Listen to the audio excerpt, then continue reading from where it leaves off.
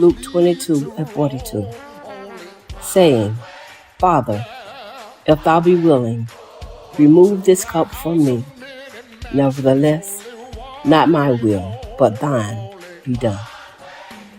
A person attempting to float in deep water often struggles most when they panic and fight against the water. Fear causes the body to tense, arms to thrash, and energy to drain rapidly. Yet experienced instructors understand that floating becomes easier when the body relaxes and stops resisting. The water was already capable of supporting them, but resistance kept them from resting in what was holding them up. The struggle became greater because they refused to surrender to the support beneath them. In many ways, the spiritual life mirrors this. Alignment with God requires surrender because flesh naturally fights against losing control. Human nature wants its own plans, timing, desires, and understanding to take the lead.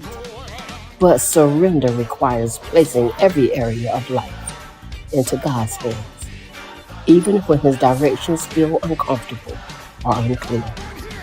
And this is where many wrestle spiritually, because surrender feels vulnerable to the flesh. It requires trusting God enough to release what we would rather control ourselves.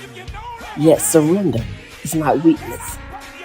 It is trust demonstrated through submission to God's will, because many of the struggles people carry are intensified by resisting what God is trying to do within them.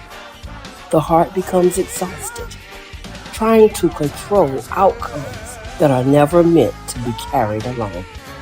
But when surrender takes place, peace begins to replace striving. This is why surrender is necessary for alignment with God, because God cannot fully direct what has not been fully yielded to Him. And those who surrender completely will discover that God is able to sustain what they no longer insist on controlling themselves.